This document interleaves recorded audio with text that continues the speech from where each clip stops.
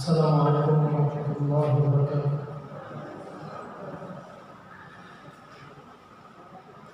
Innal hamdalillah nahmaduhu wa nasta'inuhu wa nastaghfiruh wa na'udzu billahi min shururi anfusina wa min sayyi'ati a'malina man yahdihillahu fala mudilla lahu wa man yudlil fala hadiya lahu asyhadu an la ilaha illallah wahdahu la syarika lahu wa asyhadu anna Muhammadan 'abduhu wa rasuluh. Amma ba'd. Alhamdulillah, Bapak dan Ibu yang saya muliakan, karena Allah Subhanahu wa Ta'ala dalam kesempatan kali ini di rumah Allah Subhanahu wa Ta'ala yang semoga Allah akan berberkahan bagi kita semua di Masjid At-Taufiq Cempaka Putih ini, kita akan memulai membahas dari tulisan atau buku kami dengan judul La Tay'as Shifa'uka Qarib. Ya, La Tay'as Shifa'uka Qarib. Buku ini di dalamnya berbicara tentang konsep sehat dan sakit dengan memandang atau melihat sisi berpasangan. Yang sebenarnya sisi berpasangan ini ada di dalam syariat, imma tersurat ataupun tersirat. Nah, awal mula kami menulis buku ini adalah ketika kami membaca kitab atau buku Zadul Ma'ad fi Hadi Khairil Ibad, buku ini, ya, buku karangan Ibnu Qayyim rahimahullah, termasuk beliau pengobat atau kedokteran klasik. Ketika membaca buku ini, dan waktu itu nggak jauh dari Masjid At-Taufiq, yaitu ba'dal fajar, setelah sholat subuh, kita kajian di Masjid Al-Azhar Cempaka Putih Barat 3, ya. Maka yang kita baca adalah yaitu hikmah di balik adab makan Nabi dan juga rahasia di balik makanan Nabi SAW. Subhanallah, hadir di dalam majelis tersebut seorang bapak-bapak yang sudah sepuh. Kemudian kami dipanggil untuk berjumpa dengan beliau. Ternyata beliau adalah Bapak Profesor Dr. Rahmat Sugih, SPGK, SPGM. Ya. Beliau dokter ahli gizi, juga konsultasi gizi klinik, guru besar UI, dan sempat menjabat sebagai ketua ahli gizi se-Indonesia. Ya. Ternyata materi yang kami sampaikan beliau sambut dengan Masya Allah, dengan senang, dan beliau menasihatkan agar kami menulis atau membukukan materi yang kami sampaikan dalam kajian. Kebetulan materi yang kami sampaikan ternyata banyak kecocokan dengan teori yang beliau miliki, karena beliau sudah sempat pergi ke Romawi, ya, mendalami ilmu-ilmu kedokteran Yunani, Hippocrates. Beliau langsung pergi ke tempatnya. Juga beliau mendalami konsep sehat sakit melalui asam dan basa, ya, yang dikenal di zaman sekarang food combining. Kemudian dengan request beliau, permintaan beliau, akhirnya alhamdulillah buku ini baru berhasil kami tulis, kami cetak pada awal-awal Januari. Beliau request kita 3 tahun lalu, alhamdulillah request beliau berhasil kami wujudkan, ya. Dan beliau telah yang memberikan kata pengantar dalam buku ini.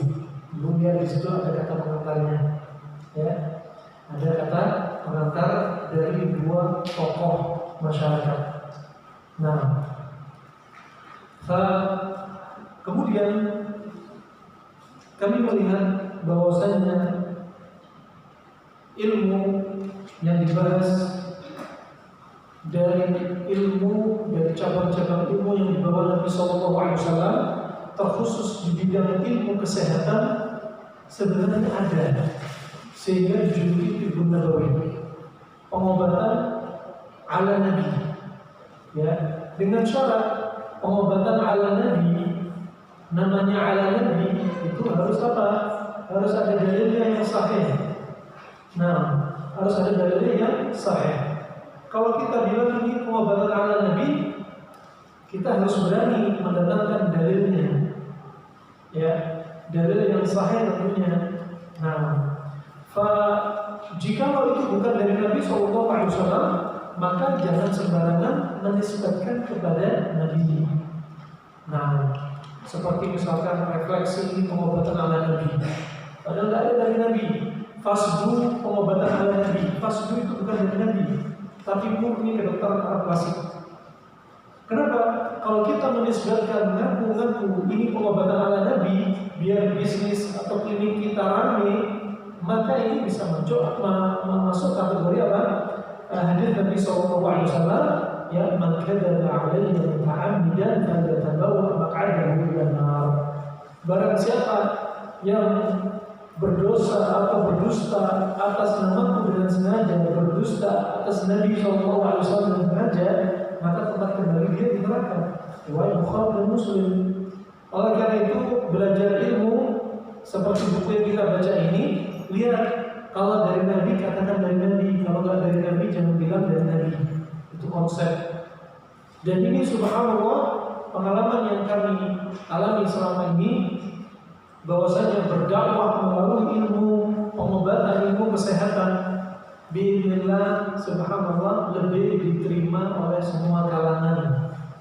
Gak peduli partai, gak peduli golongan, gak peduli aliran kayak apa, tapi kalau ngomong masalah kayak gini, masya Allah semua menerima, legowo dan lebar. Nah, subhanallah, dan ternyata melalui ilmu ini bukan ilmu pengobatan, ternyata diajari di dalamnya tentang akidah, tentang tauhid, ya, ada masalah fikihnya juga, ya, seperti Tibbun Nabawi masuk dalam Tibbun Nabawi. Contoh hadis Nabi SAW, ya, idza walagha al-kalb fi ina'i ahadikum, ya, kalau ada anjing itu menjilati bejana kalian, salah satu bejana kalian, falyaghsilhu sab'a marratin, maka cucilah 7 kali. Ulahunna atau ukhrahunna biturab, yang awalnya atau akhirnya itu dengan tanah kering. Ini subhanallah juga ada pelajaran fikih di sini. Fikih sekaligus Tibbun Nabawi. Bimbingan dari Nabi kalau ada anjing menjilati bejana, caranya apa? Dicuci 7 kali. Kemudian di awalnya atau di akhirnya, beda salah satunya, dikasih dengan turab. Turab itu tanah kering. Ya, memangnya nggak ada sabun, memangnya nggak ada alat untuk membakar. Kenapa Nabi pilih tanah? Itu ada hikmahnya. Kenapa? Ternyata pada jilatan anjing ini, ya, pada lidah anjing ini itu didapati bakteri yang nggak didapati di lidah-lidah hewan yang lainnya. Harimau, singa, kucing, itu nggak sebahaya jilatan anjing. Jilatan anjing ini ternyata dahsyat, mengandung bakteri, mengandung cacing yang sangat lengket. Makanya Nabi mengajarkan apa? Cuci 7 kali, awalnya atau akhirnya bisa dengan tanah. Kenapa? Ternyata tanah itu menghisap mereka yang lengket. Nah ini termasuk Tibbun Nabawi. Ya, makanya subhanallah kata Bukhari rahimahullah, Tibbun Nabawi dengan sanad yang sahih ini, ilmu kedokteran yang lainnya itu lemah, gak bisa menandingi. Kenapa demikian? Karena Tibbun Nabawi itu kata Bukhari mutayaqanun qat'iyun, ilmu pengobatan yang meyakinkan dan pasti. Kenapa? Yasdur bil akhbar al-ilahi, karena kembalinya kepada wahyu. Maka kita harus yakin. Coba ketika ada jilatan anjing, kedokteran mana yang menjelaskan seperti Nabi? Ya, untuk pakai air 7 kali. Ini perkara ta'abudiyah. Ya, kalau disebutkan caranya ini termasuk ibadah. Kemudian dengan tanah. Nah, dengan tanah. Karena ada sebagian bakteri, ya, virus yang mereka dengan api sekian puluh derajat pun nggak mati. Ya, ternyata dihilangkan dengan tanah, dibuang, dilepaskan dari bejana tersebut. Nah, ini subhanallah akan mendapat banyak hikmah. Ini rahimahumullah jami'an. Subhanallah Tibu Nabawi nggak bisa diandalkan. Ya, belajar Tibu Nabawi terus. Nah, nggak ada ilmu lain. Loh, di Tibu Nabawi diajarin ilmu aqidah, tauhid, fikih, ada faedah-faedah bahasa Arab di situ. Contoh faedah bahasa Arab. Hadis Nabi sallallahu alaihi wasallam, "Idza waqa'a ad-dubab fi ina'i ahadikum falyaknishu, thumma yanzahu, fa inna fi ihda janahi dar wa fi al-ukhra shifaa." Ya. Kata Nabi sallallahu alaihi wasallam, kalau ada lalat masuk ke bejana kalian, maka celupkanlah. Kalimat celupkanlah itu masih kurang dalam terjemah bahasa Indonesia. Kalau dalam kaidah bahasa Arab, karena Nabi bilangnya apa? Fal yaknishu. Huruf fa dalam bahasa Arab memberikan makna apa? Yufidu as-sur'ah. Memberikan makna cepat-cepat celupkan. Coba dengan satu huruf dalam bahasa Arab ini ternyata memberikan apa? Mekanisme bagaimana Nabi mengajarkan kepada kita cara mencelupkan lalat. Ya, ada lalat masuk, masya Allah kita beli minuman kopinya, masya Allah harganya 1 cangkir 70.000, kemasukan lalat dibuang dan mubazir. Ya, celupin lalat tuh, tapi apa cepet-cepet celupkan. Ya, nggak usah nunggu-nunggu. Ya Allah, ada lalat celup, diapain ya? Cepet celupin, buang. Sebagian zahir, cepat buang. Ternyata mekanisme ini dibahas oleh kedokteran modern. Ya, para dokter dan ahli laboratorium dari Mesir, ternyata dengan kita cepat-cepat mencelupkan, ketika lalat masuk, satu sayap membawa penyakit, satu sayap ini membawa ribuan bakteri. Ketika cepat dicelupkan, maka satu sayap satunya seperti kita melepaskan bom, pelatuknya diangkat, bomnya dilempar, langsung meledak. Kondisinya seperti itu. Jadi apa? Untuk melepas pelatuk antara pelatuk dan bom, ada yang butuh waktu 3 detik, ada yang 5 detik, ada 10 detik, tergantung dari detonatornya. Ya, dan lalat ini cepat, jangan pakai lama, cepat buang, cepat buang. Ternyata seperti kondisi bom, ya, ketika ditarik pelatuknya seperti lalat dimasukkan begitu cepat, dia langsung meledakkan lawan dari ribuan bakteri yang ada di sayap satunya. Ternyata apa? Satu sayap lainnya membawa bakteri namanya actinomycin atau actinomycetin. Kedokteran mana yang akan bahas kalau Nabi nggak bahas? Kedokteran baru bahas zaman sekarang setelah mendengar hadis Nabi, pasti ada hikmahnya. Setelah dikatakan tahu Nabi Sallallahu Alaihi Wasallam. Nah, ini contoh. Nah, subhanallah di daerah Jawa Tengah, salah satu kota di Jawa Tengah, anak-anak SMA membuat produk, masya Allah, produk obat diare yang dihasilkan dari sayap lalat. Kenapa? Mereka membenarkan hadis Nabi.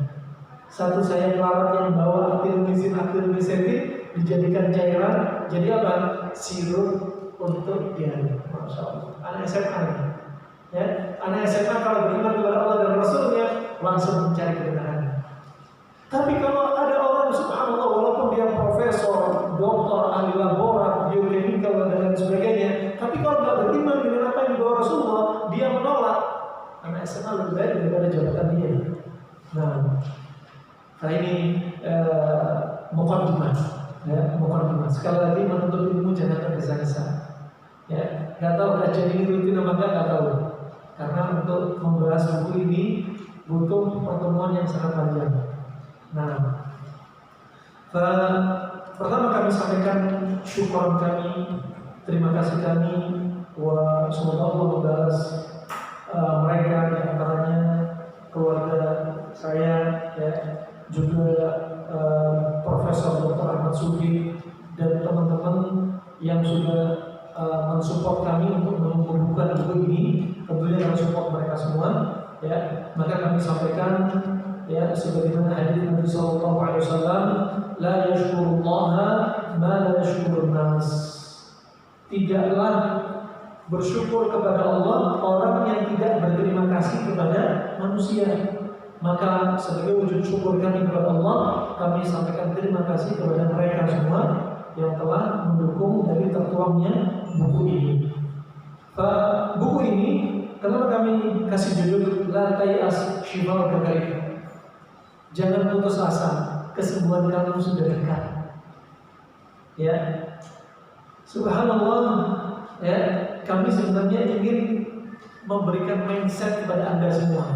Sehat itu mudah, sehat itu murah. Bagi siapa? Bagi yang tahu ilmunya. Anda berobat ke sana kemari, kalau nggak tahu ilmunya, ke sana kemari, pergi ke sana, berobat ke sana, ganti cara pengobatannya, ganti ini, habis uang banyak, ujung-ujungnya apa? Pengobatannya hanya dengan pola makan. Ya, sebagaimana disebutkan dalam bukunya klasik kedokteran Cina Huang Dinijing, ya, sekitar 3000 tahun lamanya sudah ditulis yang lalu, ya, sebelum Masehi sudah ditulis. Ini buku ini adalah buku dialog antara Kaisar Kuning Cina dengan dokternya. Dia menyimpulkan, dokter ini menyimpulkan penyakit-penyakit yang sulit diobatin, kesana kemari sulit diobatin, ujung-ujungnya kembali kepada pola makan. Ujung-ujungnya kembali kepada pola makan. Contoh, gambaran yang simpel. Ibu kalau mau lihat halaman kata pengantar halaman ke-6 tuh. Halaman ke-6 Romawi, lihat. Silakan. Subhanallah, contoh. Penyakit-penyakit yang sulit diobatin, baliknya kemana kembalinya? Ke pola makan. Contoh, kita kasih contoh. Ada misalkan ibu bapak sakit mah. Sakit mah diobati dengan berbagai macam cara. Ada dengan obat kimia, ada yang dengan herbal, ya, ada yang dengan akupunktur, ada yang dengan pengobatan gerakan-gerakan tulang belakang. Apapun caranya, kalau masalahnya karena pola makan, maka akan ada saatnya penyakit itu kembali karena pola makan.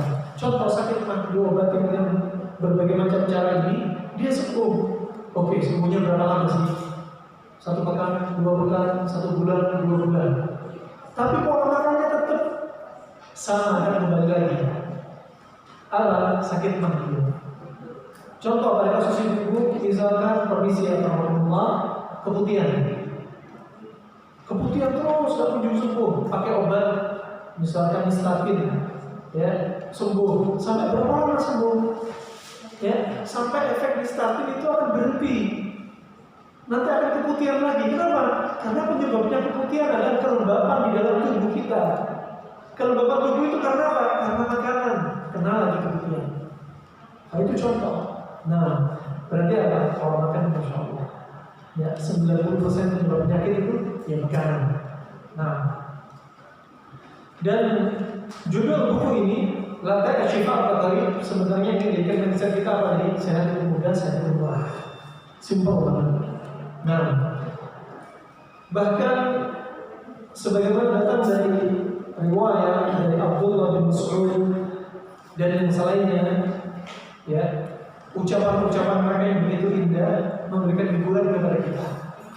Di antara ucapannya, kullu ma huwa atin fa huwa qarib. Segala sesuatu yang akan datang itu dekat. Ini kenapa kami jadikan buku ini, judul ini. La Tay'as, artinya la Tay'as apa? Jangan putus asa. Kenapa? Karena putus asa itu termasuk ciri khas sifatnya, akhlaknya orang-orang Yahudi. Kita nggak boleh putus asa, ya. Jangan putus asa. Kenapa? Dari apa? Dari harapan kesembuhan dari Allah Subhanahu Wa Taala. Nggak boleh putus asa kawan. Orang bermaksiat, berdosa, nggak boleh putus asa. Ada pintu taubat. Orang sakit juga nggak boleh putus asa. Ada pintu-pintu kesembuhan yang Allah jadikan sebab-sebab dari kesembuhan. Nah, ini jangan putus asa. Ya, harapan apa? Agar orang yang sakit terus semangat. Ya, terus semangat. Kasih kabar gembira orang sakit. Jangan orang sakit dikasih kabar, Bu, Pak, Bapak, ibu ini kena kanker payudara, bapak kena kanker lambung. Kemungkinan usia bapak sisa 6 bulan lagi. Ini bukan bimbingan Nabi.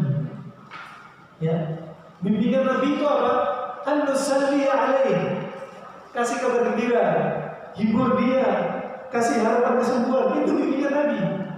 Ya, orang sudah sakit dikasih berita buruk, tambah down. Orang sakit itu sudah down, tambah down. Lihat kemarin orang-orang yang kena pandemi, ketika kena COVID, mayoritas mereka yang meninggal siapa? Orang-orang yang sudah depresi, ketakutan berlebihan. Mereka rata-rata jadi korban. Kenapa? Imunnya semacam drop sampai betul-betul kondisi di ICU stagnan, nggak naik-naik. Ya, saturasi oksigen terus itu stagnan. Ya, 90, 80, 90, 80. Nggak bisa naik-naik. Kenapa? Sudah nggak ada harapan untuk dia ingin maju, untuk sehat. Kenapa? Ya, pertama orang yang masuk kamar ICU nggak ada, takut semua, familinya menjauh. Ya, sudah sakit dijauhin orang. Ya, saat itu sudah sama ngedor dia. Dan yakinnya dia sama Allah rendah, udah tambah berat. Nah, makanya fa'tabiru ya ulil absar, fa'tabiru ya ulil albab. Ambil pelajaran dari musim pandemi itu, ambil pelajaran. Saya mengalami jadi korban rata-rata orang-orang intelek, orang-orang yang sibuk upgrade dengan ilmu virus, berubah delta, ya, kemudian alpha dan lain sebagainya. Ini ilmu virus terus berkembang, dia serap terus ilmu, korban berapa dia serap kabarnya, kemudian serangannya berubah-ubah, pusing, nyeri punggung, semua diikutin. Tapi dari sisi apa? Dari sisi tawakal, nggak dinaikin dosisnya. Ya, tawakal sama Allah, dosisnya tetap. Ilmu tentang penyakit, virus, wabah, pandemi dinaikin. Akhirnya pada down. Iktimat Allah, penyandaran diri kepada Allah, tambah lemah. Ya, saat itu tambah dia terus. Ambil pelajaran itu semua. Nah, barakallahu fikum. Fa ini rahmatullah, ya, PSBB PKM, ya, kemarin kami sengaja terus dakwah nggak berhenti. Terus tembus. Kenapa? Karena kita ingin niatnya kita apa? Ayo naikin tawakal. Virus ada, ya. Virus ini sebenarnya nggak membunuh Anda. Dia akan membunuh Anda kalau Anda ketakutan berlebihan. Takut sewajarnya. Jangan ekstrem kanan, jangan ekstrem kiri. Ekstrem kanan takutnya ya keblinger, ya, pakai masker 10 lapis, jaga jarak 10 meter, vaksin kiri kanan, ya, dari lengan, pinggul, semua divaksin, perut divaksin. Kelebihan minum kustur tinggi 1 kilo, dapat soda 1 hari setiap hari diminum. Ini ketakutan berlebihan. Akhirnya apa? Wallah, demi Allah, sejak awal pandemi sampai detik ini, sampai kemarin datang pasien ke tempat kami, keluarnya apa? Sakit mah, was-was, dengar ambulan takut, ini takut. Kenapa? Ini dia dosis tawakalnya mana, iktimat Allah mana. Berjalan di muka bumi seperti nggak punya Allah saja. Yang taunya apa? Taunya punya COVID di sekitar kita. Nah, ini rahmatullah. Maka dikatakan Ibnu Qayyim menasihatkan, fabadun nas qawi imanuhum wa tawakkuluhum.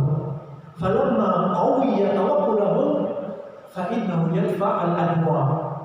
Ya, sebagai manusia imannya kuat, tawakalnya kuat, dan tawakal dia yang kuat ini, itulah yang bisa menangkal penyakit menular termasuk wabah. Tawakal yang kuat itu ada 3 syarat. Sandarkan hati kita kepada Allah. Jangan sandarin kepada dokter, terapis, herbalis. Sandarin kepada Allah. Kemudian iman bi asma'ihi wa sifatih, beriman dengan nama dan sifat Allah Subhanahu wa taala. Itu syarat tawakal. Yang ketiga, al-ittikhad bil asbab. Ngambil sebab. Bukan bilang tawakal, tapi kan ngambil sebab. Masuk zona hitam, sudah banyak korban, nggak pakai masker contoh. Ini yang ngambil sebab. Tawakal itu ngambil sebab. Kalau orang bilang tawakal, dia nggak ngambil sebab, namanya tawakul dalam bahasa Arab. Pasrah tanpa ambil sebab. Ini tawakalnya orang yang cacat, imannya cacat. Nah, makanya ambil sebab, ya. Tetap PPKM, PSBB, tetap kita ambil sebab. Nah, subhanallah, kalau musim pandemi mungkin anak kena COVID 4 kali kena COVID kalau itu dengan gejala-gejalanya. Tapi bismillah, ada caranya. Orang kena COVID rata-rata siapa? Orang yang sifat tubuhnya dingin lembab. Ya, kalau tubuh dingin lembab, hidung ikut lembab, paru-paru lembab, jalur nafas lembab, organ semua lembab, virus, bakteri, jamur, itu istilah baru muncul turun ke 19 ketika ditemukan mikroskop. Sebelumnya ulama kedokteran klasik gak pakai istilah virus, pakai istilah berpasang-pasangan. Ada panas, ada dingin, ya, ada kering, ada lembab misalkan. Ini pakai pembahasan seperti ini. Nah, kalau tubuh kita dingin lembab, virus, bakteri, jamur suka dengan dingin lembab, sudah akan nyantol masuk, dicari media hidung virus, bakteri, dan jamur. Simpel banget. Nah, kalau sudah kena, nggak usah takut. Ternyata ada solusi. Untuk menghilangkan dingin lembab banyak cara. Puasa. Kena COVID, puasa. Nah, kena COVID, konsumsi herbal atau makanan sifatnya panas kering. Contohnya panas kering, ustul hindi, habatus sauda, minyak kayu putih, panas kering. Nah, simpel banget. Alhamdulillah, sesering kami kena, udah di luar di teras rumah, nggak usah masuk rumah, nggak usah hidupin bebas angin, minum hangat-hangat, semua panas-panas. Kemudian herbal ustul hindi, ya, nggak usah banyak makan. Ya, subhanallah, 2 hari hidup sudah kering. Udah langsung perjalanan lagi, safar lagi, dakwah lagi. Simple, ya. Nah, ini rahmatullah jalla. Artinya apa? Ada Allah turunkan penyakit, Allah turunkan obatnya. Makanya Nabi bersabda, "Ma anzalallahu da'an illa anzalallahu shifaan, 'alimahu 'alima, wa jahilahu wa jahilah." Riwayat Imam Ahmad. Allah turunkan penyakit termasuk wabah, pasti ada obatnya. Enggak ada ceritanya enggak ada obatnya. Pasti ada obatnya. Dan obatnya nggak jauh dari situ. Nggak perlu Anda sakit pergi ke Amerika, Anda sakit pergi ke Jerman, Anda sakit pergi ke luar negeri. Nggak jauh obatnya dari Anda. Allah turunkan penyakit juga obatnya. Tahulah orang yang tahu dan nggak tahulah orang yang nggak tahu. Itu masalahnya. Anda tahu nggak solusinya? Seperti itu. Nah, maka ini rahmatullah, jangan menuntut ilmu tibbun nabawi penting. Bahkan termasuk ibadah menuntut ilmu. Sebaik-baik ibadah setelah ibadah fardu adalah menuntut ilmu. Termasuk tibbun nabawi ini menuntut ilmu. Nah, bahkan ilmu pengobatan hukumnya bisa menjadi wajib. Kapan contoh? Bulan Juli kemarin naik-naiknya COVID. Sampai-sampai satu harinya Indonesia dari Sabang sampai Merauke setelah didata sampai 1000 korban jiwa satu hari. Nah, kemudian rumah sakit sampai menolak pasien. Rumah sakit sampai membuat tenda-tenda di luar rumah sakit. Tenaga kesehatan sudah lelah. Maka kondisi seperti ini bisa jadi Anda wajib menuntut ilmu pengobatan ketika kondisi seperti ini.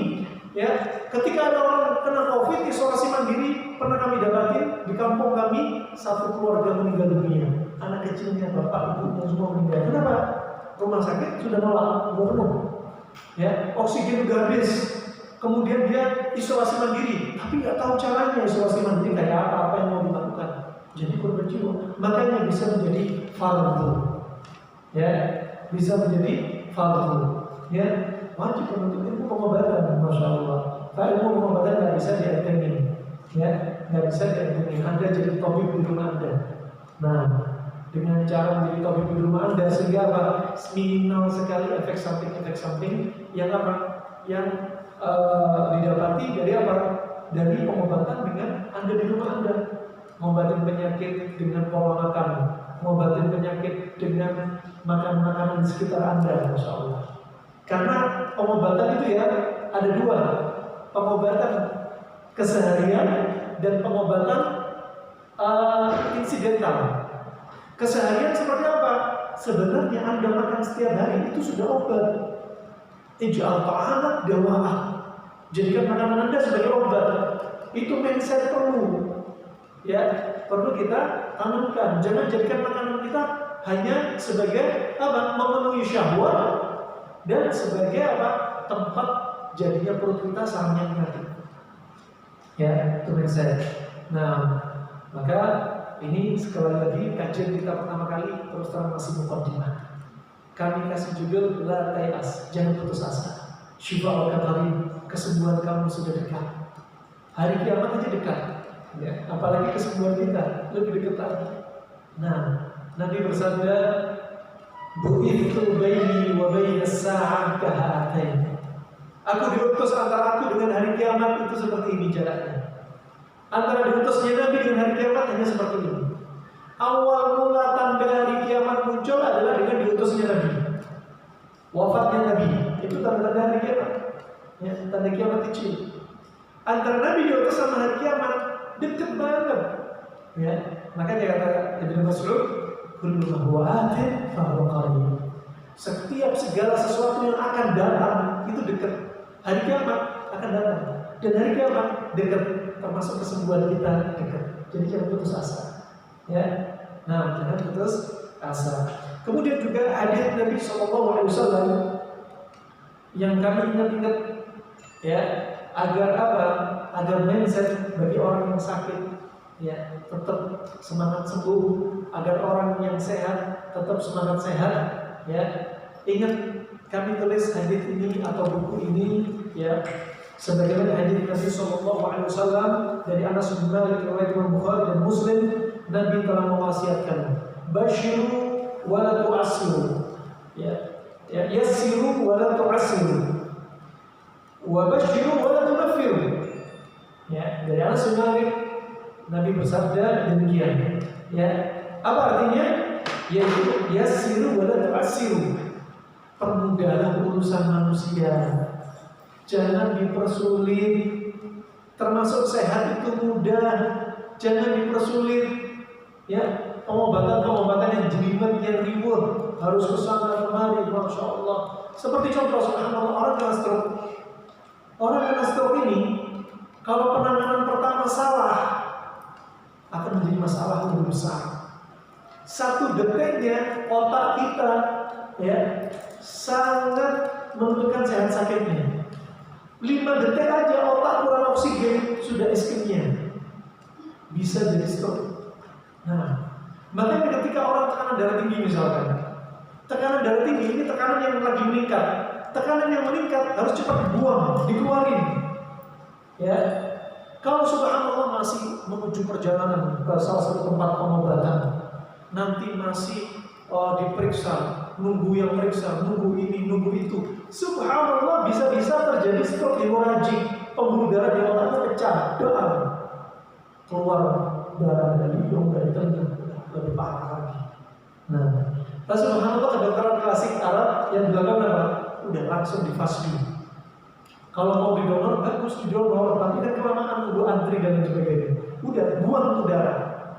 Ya, karena tekanan sedang meningkat, buang tekanan. Ya, ini konsep pengobatan klasik. Kalau ada yang berlebih, cepat buang. Kalau ada yang kurang, tambah. Konsep berpasangan. Nah, makanya saya itu mudah saya merasa simpel. Berapa kali kasus kami dapatin, subhanallah, orang sudah kaku, matanya melotot, rahangnya terbuka, kakinya kejang. Ya, ini subhanallah untuk menuju perjalanan rumah sakit. Di perjalanan bisa-bisa udah pecah. Udah langsung eksekusi, buang darahnya. Subhanallah, 1 jam mulutnya sudah kendor, tangannya sudah lemas, kakinya lemas. 2 jam kemudian sudah boncengan sama istrinya naik motor. Nah, makanya ini konsep-konsep perlu kita pelajari. Kenapa? Anda jadi tabib di rumah Anda. Nah, sehingga apa? Meminimalisir angka kematian, ya, angka sakit. Dan itu masya Allah, termasuk apa? Nabi sebagai mewasiatkan khairukum anfa'ukum linnas. Ya, sebaik-baik kalian adalah orang yang bisa mendatangkan manfaat kepada manusia. Orang sakit gimana biar sehat? Masya Allah. Nah, Anda pakai pengobatan cara pola makan ini nggak harus Anda jadi dokter, nggak harus Anda kuliah dulu, nggak harus Anda mengetahui komposisi gandum itu ini aja, ini apa aja, komposisi dari protein hewan ini apa aja, nggak usah. Ini simpel banget. Tahu aja hewan ini kambing sifatnya panas, nasi sifatnya panas, timun sifatnya dingin. Nanti akan kita lihat. Nah, kemudian Nabi juga mengingatkan, wa basyiru wa la tunaffiru. Kasih kabar gembira, jangan dibikin manusia itu kabur. Ya, kalau ada orang sakit, jangan kasih Pak, Bu, sini ini menunjukkan kanker sudah stadium 4, ini harus dioperasi segera. Kalau enggak, ini hitungan 3 bulan istri bapak mati meninggal dunia. Jangan, pakai usul yang baik, kasih kabar gembira. Ya, jangan ditakut-takutin, jangan ditambah down. Ini bimbingan Nabi. Nusalli alaih, kasih dia kabar gembira, harapan baik sama Allah. Tafaul, harap baik, jangan tasaum. Ya, jangan cari harapan-harapan yang dulu. Apa? Basyiru wa la tunaffiru, kasih kabar gembira dan jangan bikin mereka kabur ketakutan. Ya, taisiru wa la tu'assiru, permudahlah urusan mereka, jangan dipersusah urusan mereka. Dipersusah dengan segala macam-macam, contohnya administrasi, ya. Dipersusah dengan apa? Urusan-urusan, masya Allah, jelimet sana sini. Makanya dokter muslim, ya, herbalis muslim, ya, terapis muslim, mereka harus berakhlak mulia. Dengan apa? Cepat cak permudah urusan pasien, jangan dipersulit urusan mereka. Ini termasuk ciri-ciri para pengobat yang berakhlak mulia. Ya, kalau mereka kesusahan, ada apa yang susah, bantu kesusahan mereka. Mereka yang membantu kesusahan kaum muslimin, maka Allah akan mudahkan urusan para pengobat, dokter, terapis ataupun siapapun juga. Dia Allah akan mudahkan mereka. Ini mindset kita. Ya, nah, sekali lagi Ibnu Nabawi, ya, juga masuk dalam ilmu syariat, ilmu agama ini.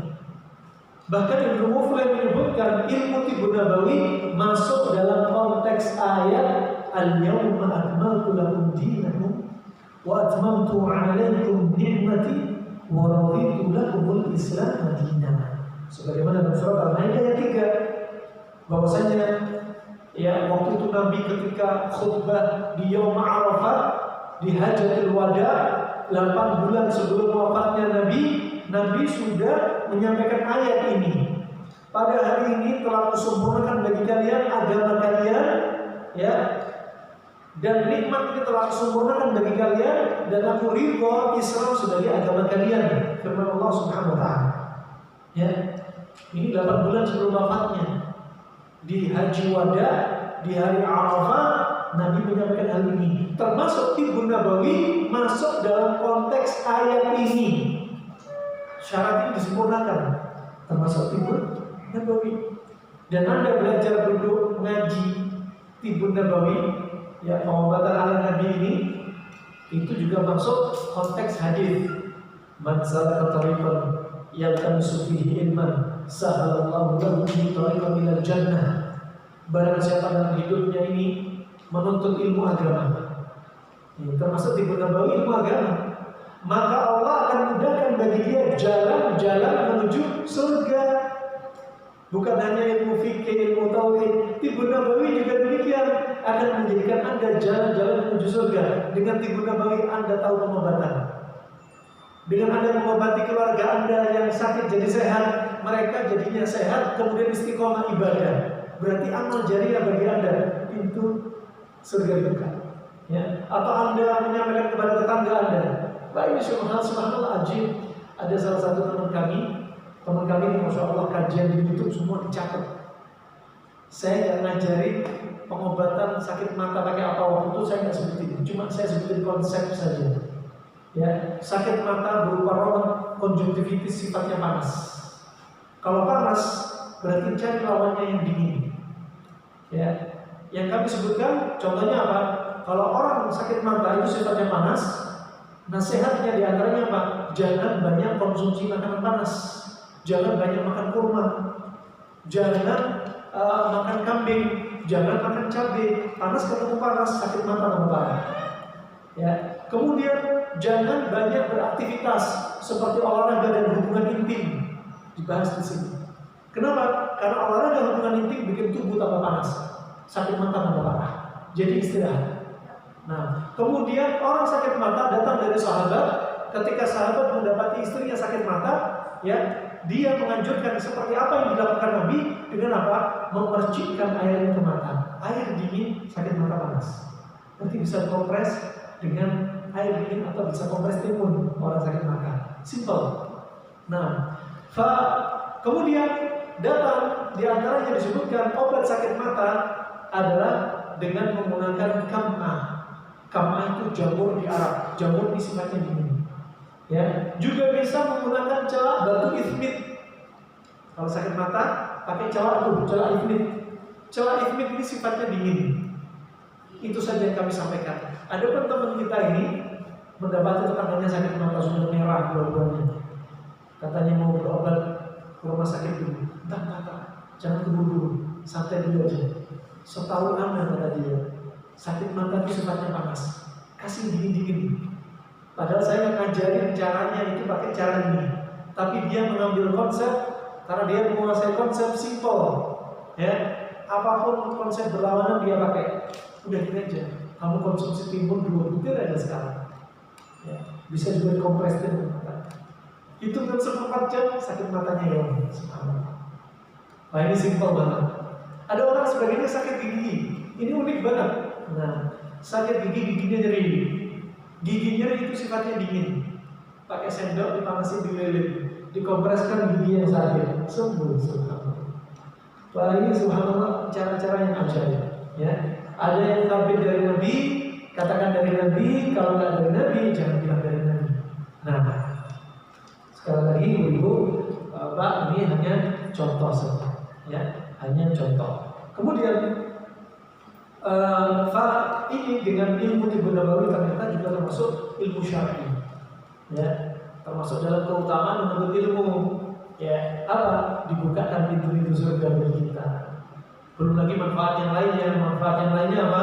Semut-semut di lubangnya memintakan ampun kepada Allah untuk kita.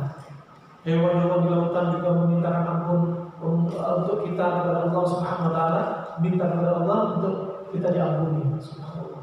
Banyak sekali keutamaannya. Dan tujuan menuntut ilmu, tujuan utama menuntut ilmu adalah apa? Untuk mengangkat kebodohan dari dalam diri kita. Ya, itu tujuan awal kita menuntut ilmu. Ilmu agama apapun tujuannya seperti ini. Ya, bukan menuntut ilmu tujuannya untuk bantah-bantahan. Bukan menuntut ilmu tujuannya dengan konsep panas dingin untuk menjatuhkan konsep yang lainnya. Ya, bukan tujuan menuntut ilmu apa? Kita merasa orang paling pintar. Ya ada. Bukan menuntut ilmu tujuannya apa? Biar orang banyak datang ke kita. Bukan tujuannya menuntut ilmu biar apa? Biar kita dapat apa? Dapat mukafaah yang banyak.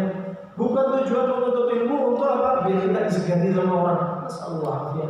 Itu semua apa? Niat rabilah, niat yang jelek. Luruskan niat kita menuntut ilmu. Termasuk tibbun nabawi menuntut ilmu. Ya, jangan merasa siapapun mereka paling pintar. Itu subhanallah, anak tahu tuh. Dia nggak ahli. Wah, itu anak tahu pengobatan ini tuh. Aduh banyak ini. Lidah nggak bisa dijaga dari apa? Mencela dan mencacati orang. Ya. Dan apa? Semua itu orang yang ahli, ada yang ahli lagi di atasnya. Orang yang berilmu ada lagi yang berilmu di atasnya. Ya. Wa fawqa kulli dhi ilmin alim, kata Allah.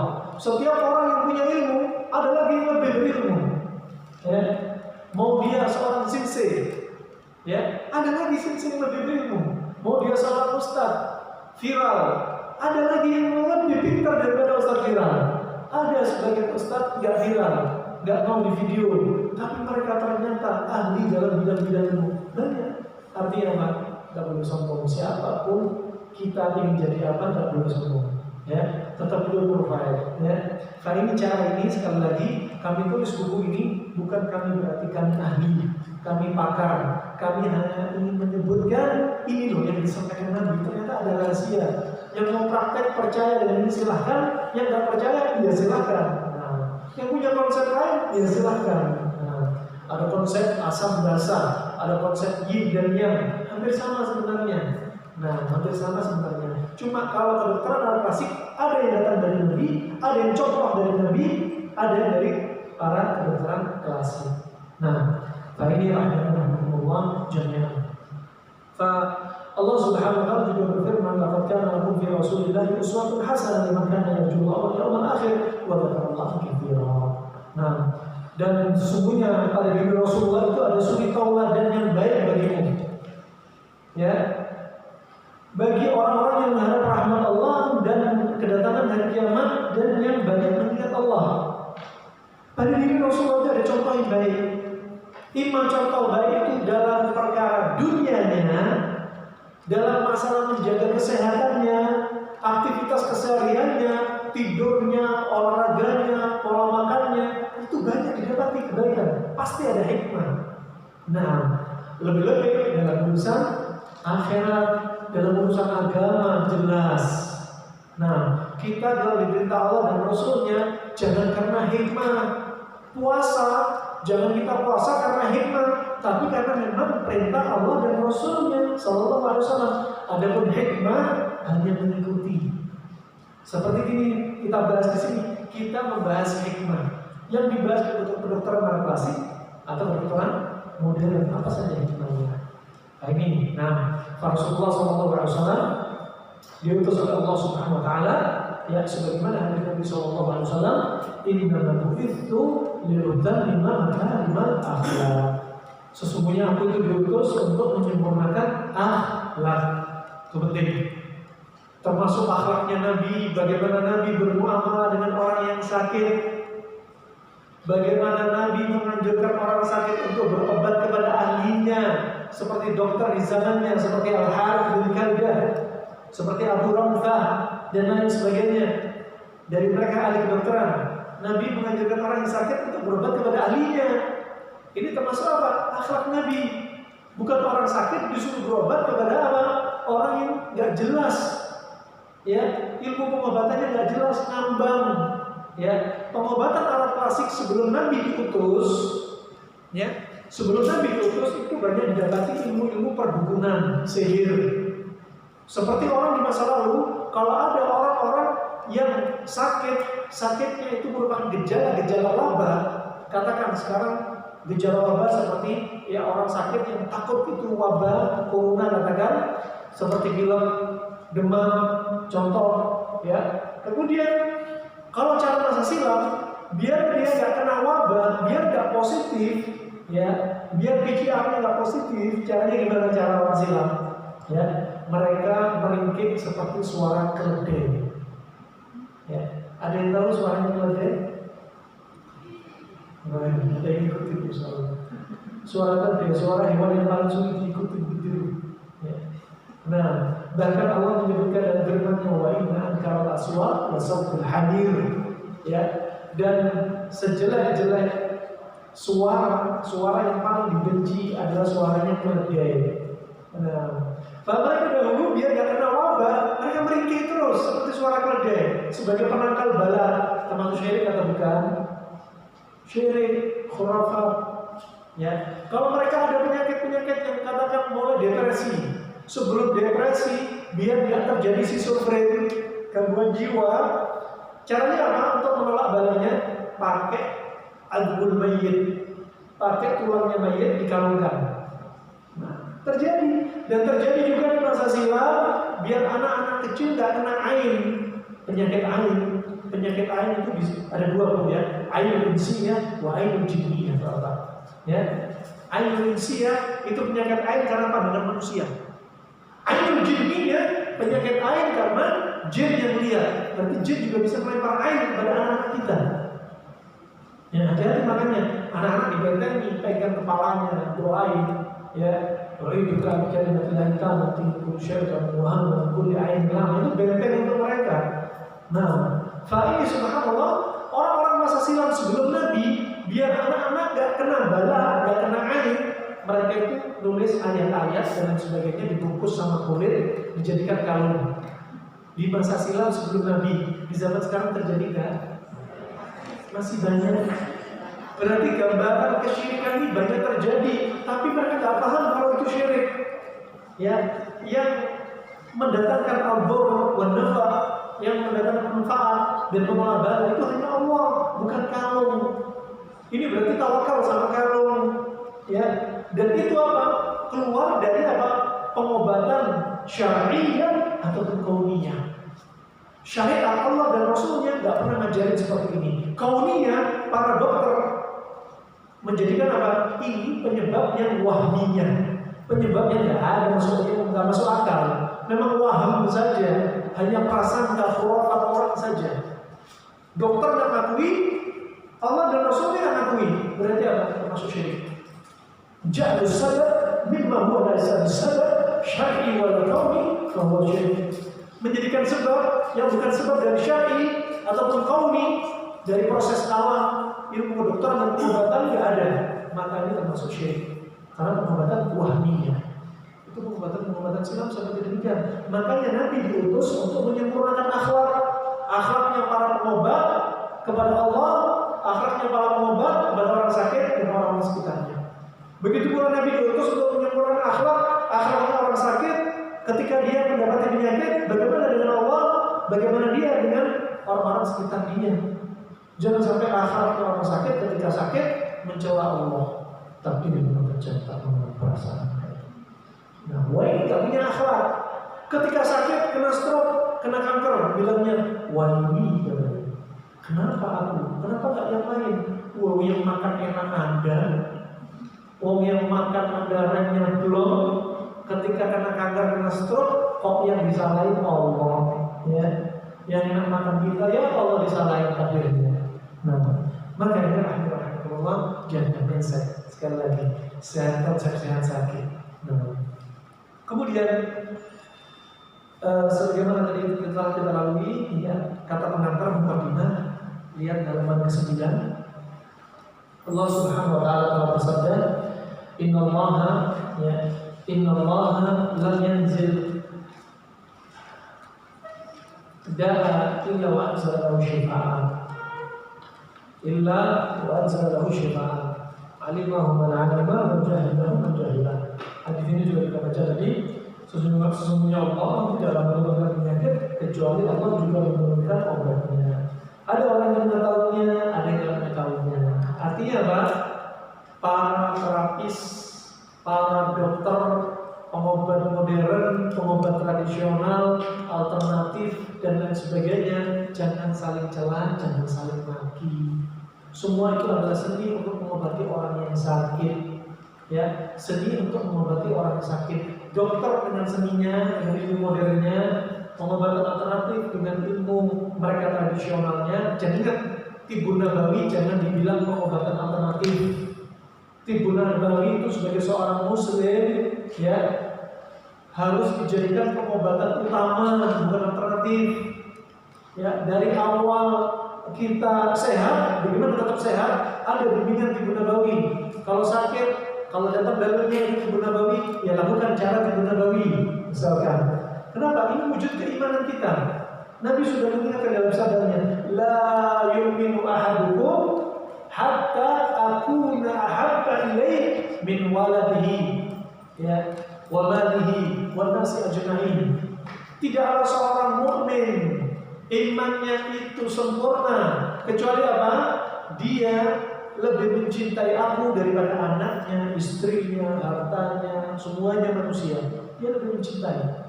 Nah, lebih mencintai Rasulullah. Sama pengobatan alternatif, pengobatan modern, klasik dibanding Tibun Nabawi. Tibun Nabawi jangan jadikan pengobatan alternatif, tapi pengobatan utama, wujud kecintaan kita kepada Nabi SAW. Amal ini cara pengobatan seperti ini. Nah, fa'aba kita berobat dengan cara pengobatan Nabi. Jika sanadnya itu sahih dari Nabi, caranya seperti ini, maka apa? Kita dapat pahala mengamalkan sunnah, ya. Kemudian efek samping sedikit atau mungkin gak ada efek samping bisa sembuh, masya Allah. Nah, utamanya banyak sekali. Nah, sangat banyak utamanya. Sekali lagi, para pengobat, mau dokter modern, mau dokter klasik, alternatif, mau Tibun Nabawi, semua itu adalah seni dalam pengobatan. Seni pengobatan ini yang dimaukan adalah apa? Kesembuhan dari si sakit. Dan mereka yang Allah berikan ilmu-ilmu seperti ini, berarti mereka telah mendapatkan amanah yang harus diemban untuk mengobati orang yang sakit. Kalau misalkan seorang dokter melihat ada terapis alternatif bisa mengobati satu penyakit kanker tanpa operasi, jangan dicari kecacatannya, jangan dicela mereka.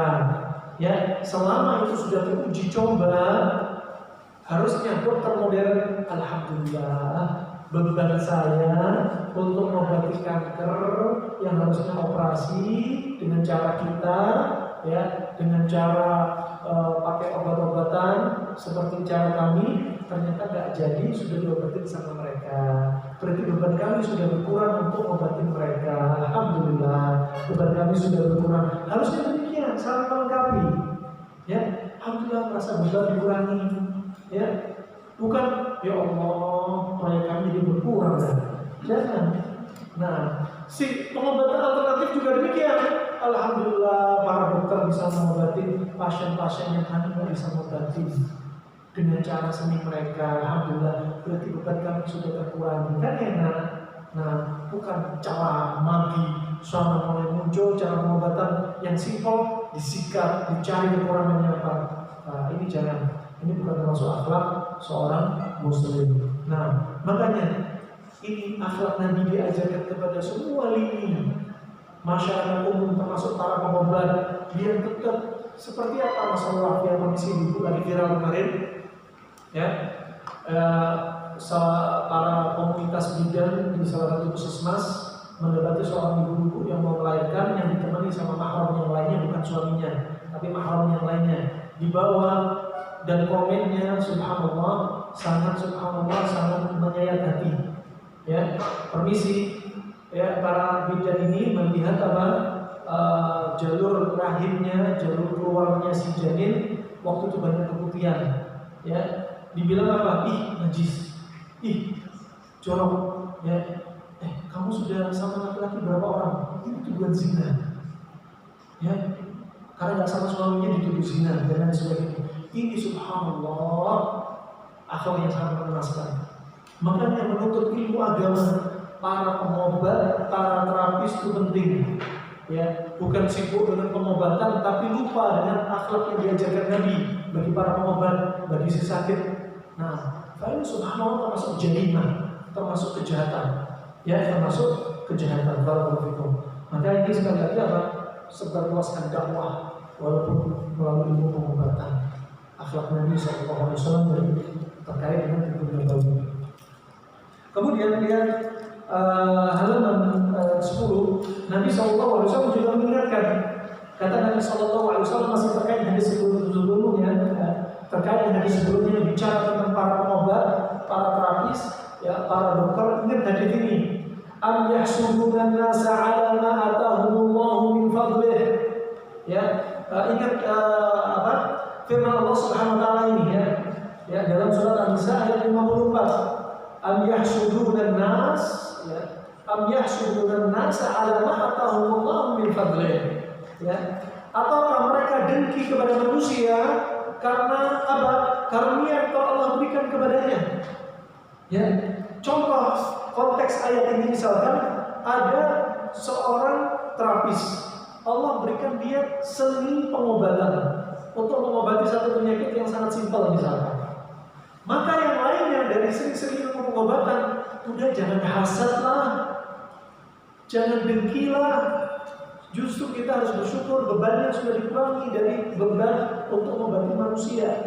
Nah, sebaliknya ilmu pengobatan kedokteran modern juga demikian, punya seni pengobatan yang mengobati yang masya Allah simpel, yang tidak dikuasai oleh pengobatan alternatif.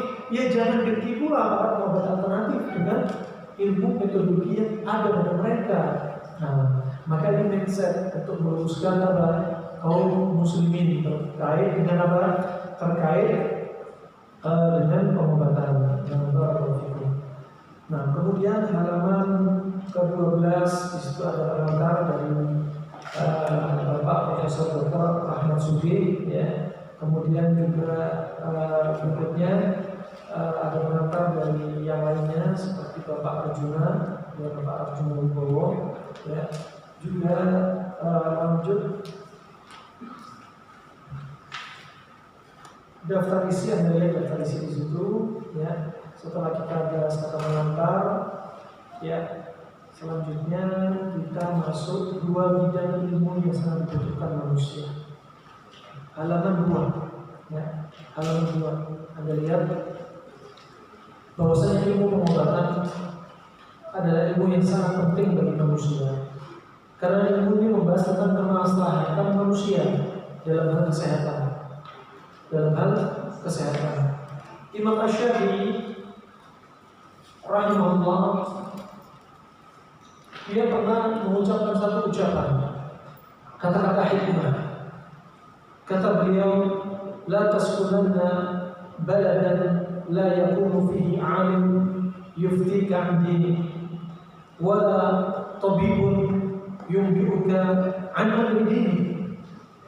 Kata beliau, janganlah kalian tinggal di satu negeri yang di negeri itu nggak ada seorang alim pun yang berfatwa tentang urusan agama kalian, dan di negeri itu nggak ada seorang dokter pun yang mengkabarkan tentang kondisi tubuh kalian. Artinya apa? Seorang alim sama seorang dokter itu sangat dibutuhkan, profesi yang dibutuhkan sepanjang masa. Ya, seorang alim untuk mengobati penyakit hati, seorang dokter untuk mengobati penyakit fisik. Ya, apalagi kalau dia seorang alim sekaligus dokter. Masya Allah, dokter-dokter di Arab Saudi, ya, bukan hitungan jari, rata-rata mereka hafal Al-Quran. Dan Masya Allah, kalau Al-Quran ini menjadi akhlaknya para dokter, Masya Allah, ya, para dokter jalan melihat satu sampah saja, satu kotoran plastik aja di lorong rumah sakit, langsung diambil, dimasukkan sakunya. Masya Allah, ya. Ini perkara ringan, sampah satu di jalan, apalagi masalah nyawa, ya, apalagi masalah aurat, apalagi masalah kehormatan manusia. Mereka mikir betul, Masya Allah. Bagaimana kalau Al-Quran menjadi akhlaknya dia, Masya Allah. Ada orang sakit, bukan hanya ibu nanti tak boleh ini ya, tak boleh makan ini dan itu, nanti obat yang masuk ini dan itu. Bukan itu saja, Bu. Ingat, yang menyembuhkan hanya Allah. Kami hanya mengambil sebab.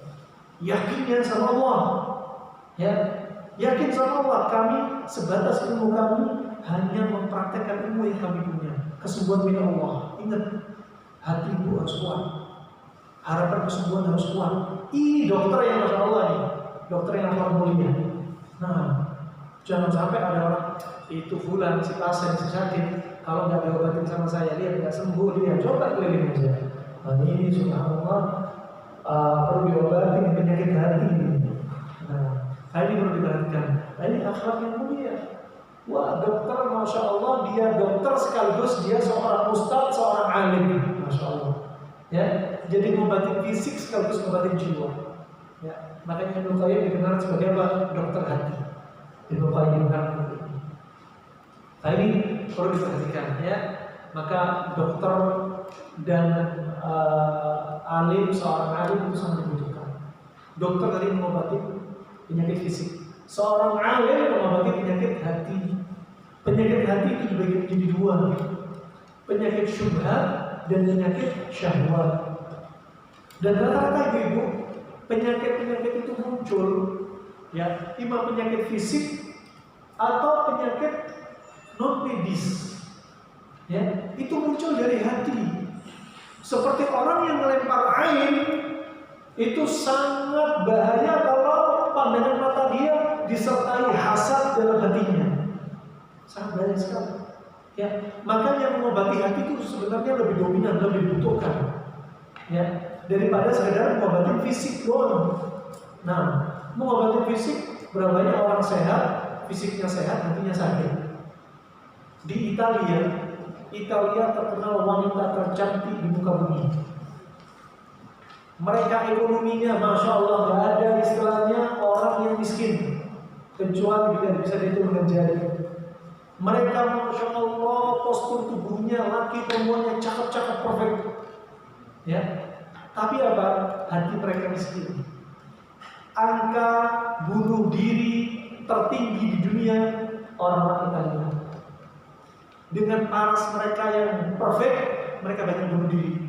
Dengan dunia mereka yang Masya Allah, mereka banyak yang bunuh diri. Makanya hati itu penting, banyak diobati. Nah, Allah sudah berfirman, idza ra'aitahum tu'jibuka ajsamuhum. Kalau kalian melihat postur tubuhnya orang-orang musyrik, orang-orang kafir, mereka tidak beriman kepada Allah, postur tubuhnya akan bikin kalian apa? Takjub. Ya, akan bikin kalian takjub dengan tubuh. Padahal apa?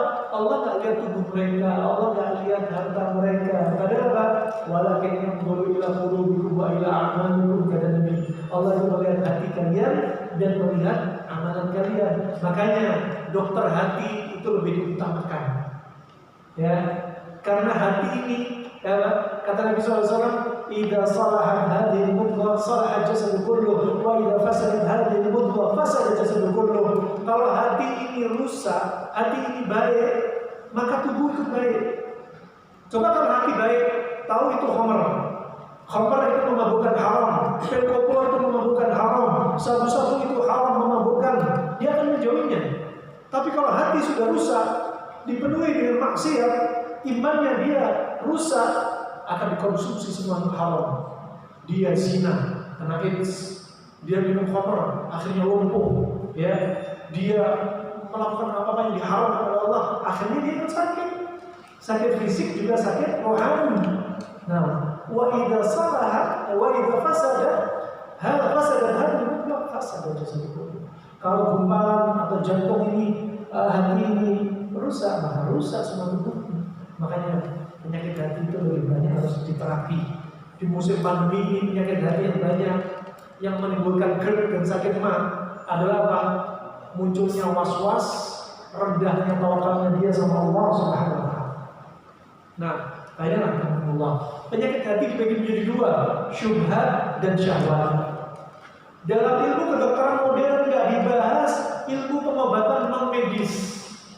Yang dibahas hanya medis saja. Ada orang kena ain, katakan anak kecil kena demam tanpa sebab, tiba-tiba demam setelah kedatangan tamu, ya. Kemudian dibawa ke rumah sakit, disuntik, dikompres, diinjeksi, dikasih ini, dikasih antibiotik, nggak turun-turun. Kenapa? Karena ini non medis. Nabi Ibnu Nabawi menjelaskan pengobatan medis sama non medis. Nah, pengobatan modern bahkan sebagian mereka nggak percaya dengan sihir, nggak percaya dengan penyakit ain. Nabi padahal mengajari menjelaskan Ibnu Nabawi sudah lengkap jauh sana. Nah, solusinya apa? Solusinya untuk orang biar nggak melempar air, baca dzikir, keberkahan kepada yang dilihat, benda hidup, makhluk hidup atau benda mati, ya, doakan barakallahu fiik, barakallahu alaihi, ya. Kalau sudah terlanjur melempar, yang melempar wudu, ya, kemudian dia dimandikan dengan air wudu, ya.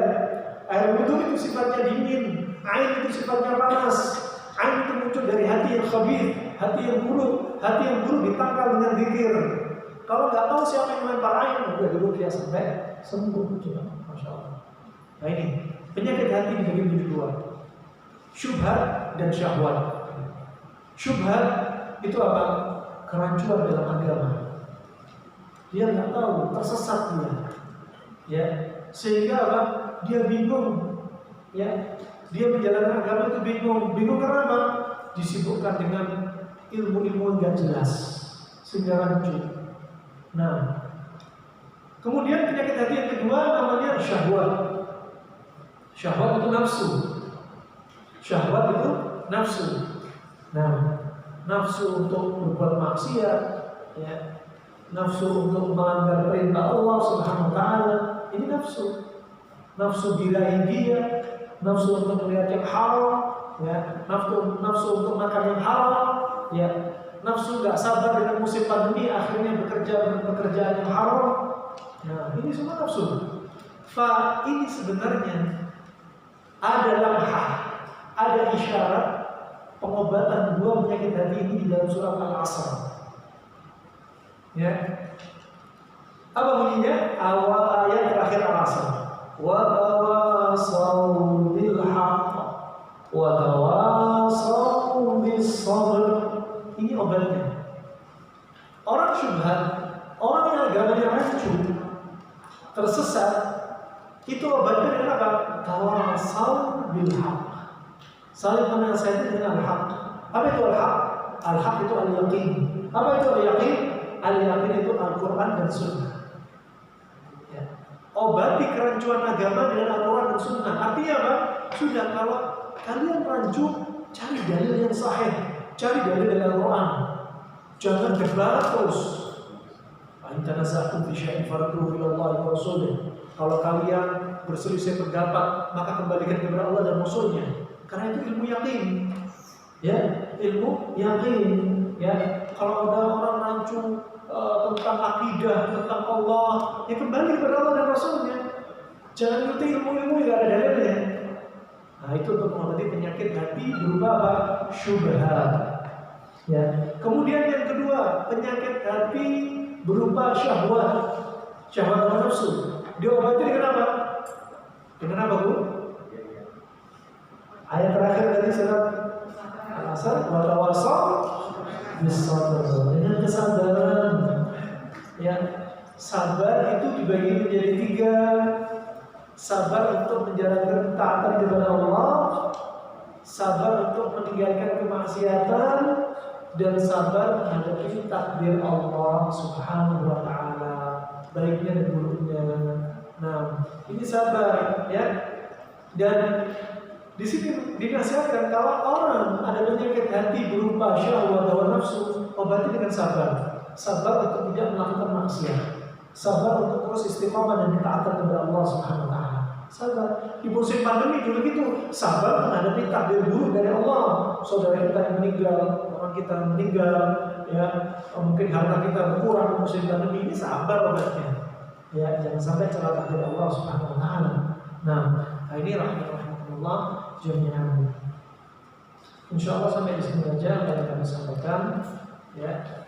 Ringkasannya bisa Anda lihat dari halaman 2 sampai halaman ke-5, ya.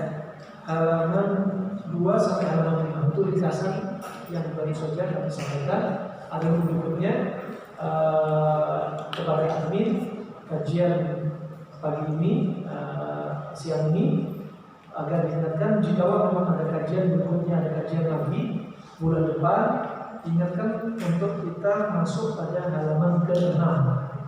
Halaman ke-6. Sekali lagi ya, jangan tergesa-gesa untuk cepat habis buku ini. Sampai kita ikuti iramanya, alurnya buku ini, pembahasannya seperti apa insyaallah. Selanjutnya sesi tanya jawab. Silakan Bapak. Oke, silakan.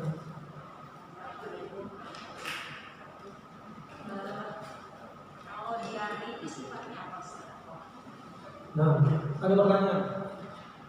Kalau diare itu sifatnya apa? Lihat, diare karena panas atau diare karena dingin, beda-beda. Kalau yang disebutkan Nabi SAW dalam riwayat Imam Muslim, ketika ada orang yang diare, kemudian sahabat menghadap Nabi, meminta apa resepnya, yang nasihat Nabi sampaikan apa kira-kira. Kemudian kata Nabi apa? Iski asalan, berilah dia madu. Pulang, kemudian dikasih madu. Ternyata masih diare, datang kepada Nabi, ya Nabi, ya ini masih diare ini. Kemudian kata Nabi apa? Iski asalan, kasih dia minum madu lagi. Kemudian balik ketiga kalinya lagi, masih diare. Nabi bilang lagi kepada dia, iski asalan, ya, kasih dia madu lagi. Di sini dalil pertama, penyakit itu butuh dosis. Makanya Nabi menyebutkan hadis ma'azalul da'il azzalahu shifa. Allah akan turunkan penyakit kecuali turunkan obatnya. Ya. Kemudian di situ dalam riwayat yang lainnya tadi riwayat Imam Ahmad, alim man alima wa jahil wa jahil. Tahu orang yang tahu dan tidak tahu orang yang tidak tahu. Dalam riwayat yang lainnya faida wa faqa dawda balik di dunia. Kalau cocok obatnya dengan penyakitnya, maka sembuhlah penyakit dia. Cocok di sini dari sisi apa? Lihat sindromnya, dia panas atau dingin. Ya, kalau penyakit panas kasih obat yang dingin akan sembuh. Penyakit dingin kasih panas akan sembuh dengan izin Allah. Kemudian lihat juga dosisnya. Nah, kemudian juga tata caranya juga Nabi pernah menyebutkan dalam hadis riwayat Ibnu Majah dari Anas bin Malik ketika menyebutkan tentang pengobatan ekor kambing, Nabi menyebutkan disebutkan cara minumnya apa? Al-riq, diminum ketika perut kosong. Biar apa? Biar obat tidak bercampur dengan makanan. Karena kalau herbal bercampur dengan makanan, maka efek herbalnya akan berkurang. Bisa berkurang sekitar 40% minimalnya. Maka di sini Nabi tadi menganjurkan orang diare pakai apa? Madu. Di sini menunjukkan kalau kita bahas dari kedokteran klasik bahwasanya diarenya sifatnya apa?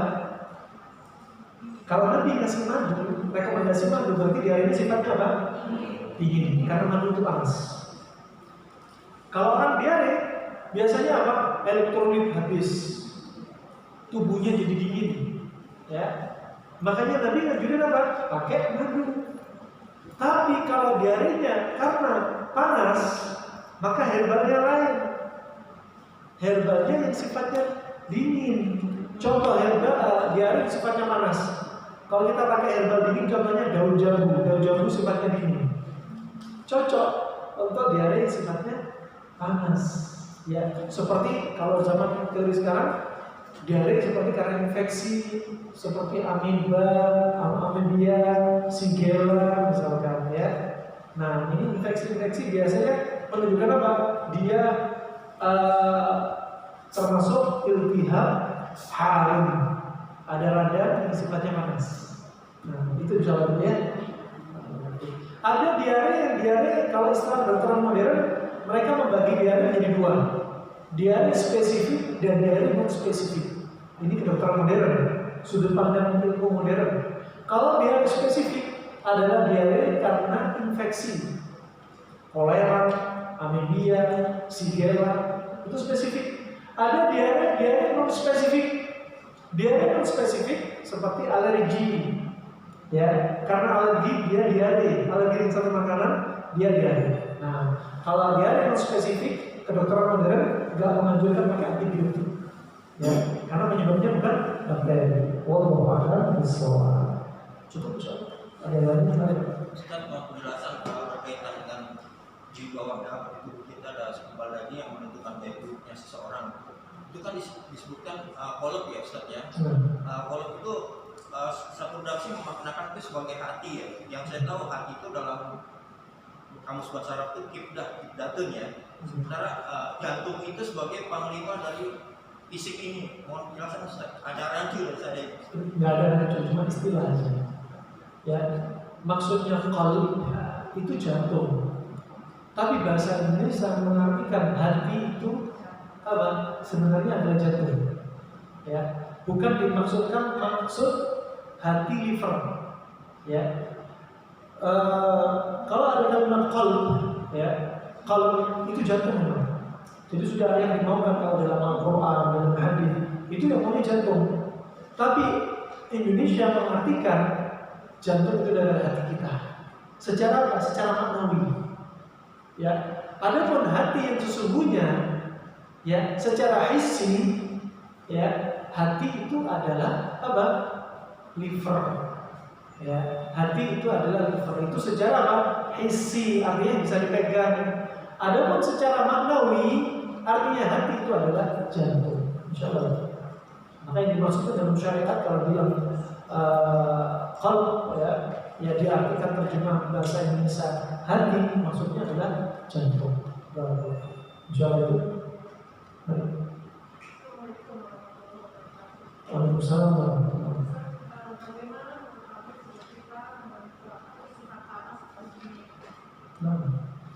Baik, bagaimana mengetahui tubuh kita sifatnya panas atau dingin? Sekali lagi, ini nggak disebutkan Nabi, ya, nggak disebutkan Nabi. Akan tetapi apa? Kedokteran klasik sudah membahas, ya, di antara ciri-cirinya 5 klasik Arab, klasik Cina, ya. Dan ajaibnya juga demikian. Kedokteran klasik mereka sudah canggih ya, untuk menentukan jenis kelamin anak laki atau perempuan si janin aja. Mereka ada cara klasik. Kalau sekarang zaman sekarang pakai apa? USG kan? USG itu sudah berapa bulan baru ketahuan kelamin? Berapa bulan? 4 bulan, 5 bulan. Ya, itu pun sama-sama ya, belum bisa memastikan. Kenapa? Aslinya untuk menentukan kelamin tetap itu perkara gaib. Ya, hanya Allah yang tahu jenis kelamin. USG hanya sebab dan nggak boleh kita menjazm pasti akan begini. Kenapa? Karena perkara gaib Allah yang tahu.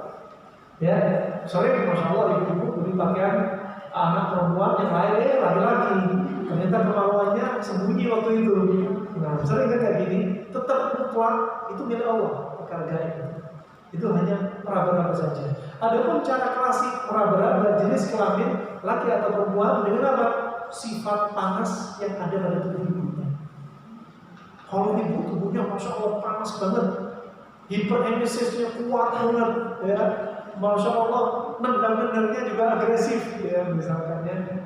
Nah dan subhanallah keputihannya lebih dari misalkan ini sifat ini lebih condong biasanya anak laki-laki, tapi hanya meraba-raba, ya hanya meraba-raba. Sebaliknya anak perempuan itu meraba-raba itu dari sisi janin. Nah, kemudian adapun dari sisi tubuh kita, kalau tubuh kita mereka membahas sekali lagi ini tidak datang padanya dalil, tapi hanya apa? Melalui proses uji coba. Seperti kalau orang yang sifatnya panas, dari panas fisiknya udah kelihatan, mukanya muka yang agresif, alisnya hampir dempet, ya, alisnya dempet, mukanya tirus, itu tiba-tiba panas, ya. Kemudian kalau jalan, dia cepat, agresif, ya. Kalau ngomong kayak petir, nah ini semacam panas. Kalau ngomong nggak bisa keren, udah gitu ya. Nah, cara bernafas ini hanya ciri-ciri saja, menunjukkan dia panas. Dan dia jangan diam, nggak bisa diam, ada aja aktivitasnya. Nah, sebaliknya kalau jalan sering menunggu, ya, nggak median, ya. Kemudian apa berikutnya dia tubuhnya lebih berisi, ya mukanya lebih bulat, ya itu hanya ciri-ciri saja. Nah, lebih gemuk itu hanya ciri-ciri saja. Nah, kalau penyakit, ya penyakitnya, kalau penyakit sifatnya itu defisiensi, menunjukkan kekurangan, ya seperti dia kurus, seperti anemia, hipoglikemi, ya seperti stroke tapi stroke-nya kronik, ya sudah lama.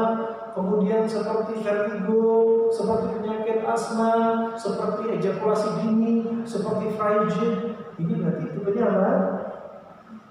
Dingin. Sebaliknya panas, kolesterol, asam urat, kencing manis, gitu. Wallahu a'lam bishawab. Nah, baik.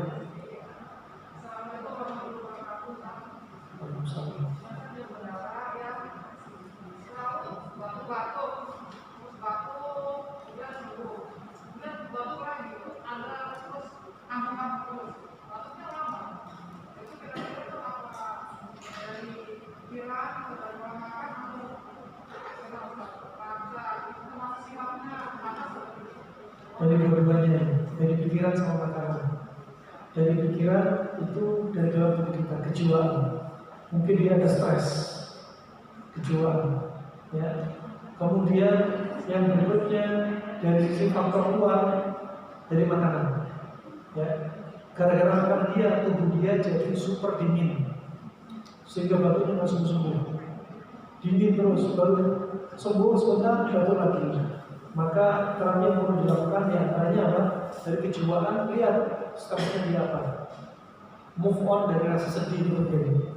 Kemudian kalau dia sifatnya dingin, berarti apa? Dibantu dengan puasa. Kemudian pilih makan makanan atau herbal yang sifatnya panas. Herbal sifatnya panas.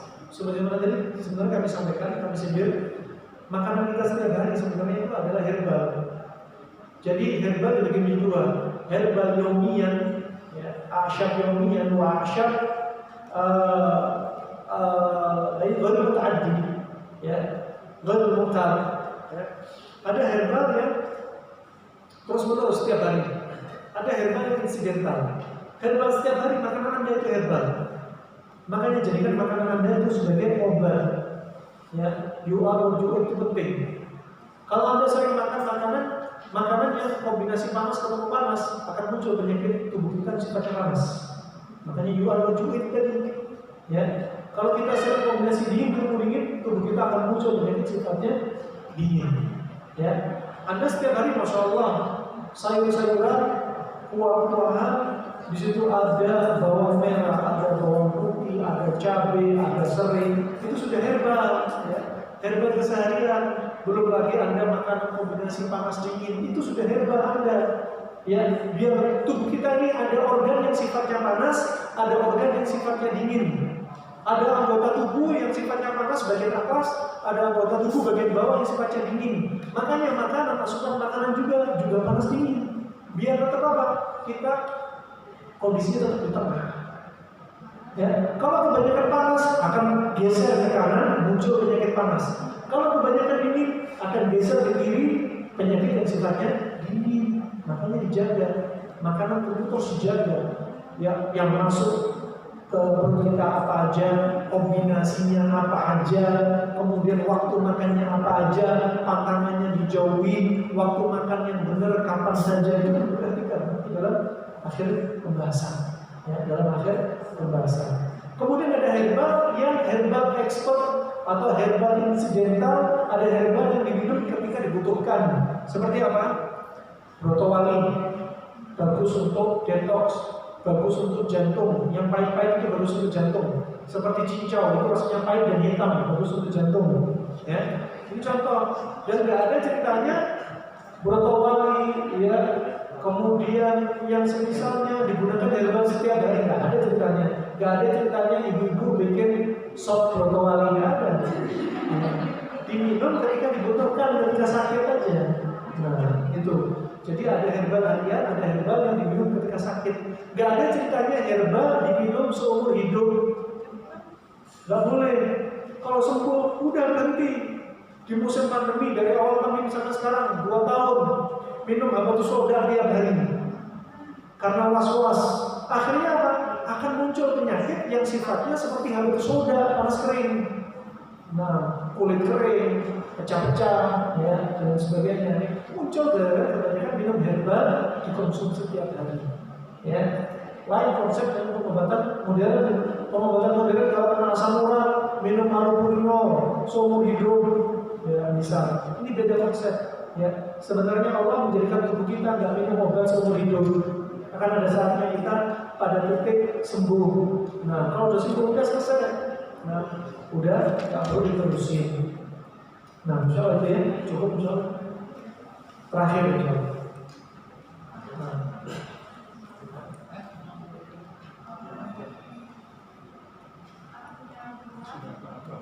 Kurang 2 menit ini sudah mau ada. Cukup aja ya. Cukup aja ya. Ya, pertanyaan disimpan untuk pertanyaan ya. Dicatat aja. Apapun itu jika ada kata-kata sangat menyampaikan juga benar-benar ada dari Allah SWT. Jika ada salahnya kurang ilmu saya dan karena Allah syaitan, semoga Allah cuma kita dengan kesehatan, semoga Allah jadikan kesehatan, istiqomah dengan sehat kita, dan semoga Allah akan memberikan kita husnul khatimah. Amin ya rabbal alamin. Wa barakatuh hidayah. Subhanallah wa bihamdihi asyhadu an la ilaha illa anta astaghfiruka wa atubu ilaik. Wassalamualaikum warahmatullahi wabarakatuh.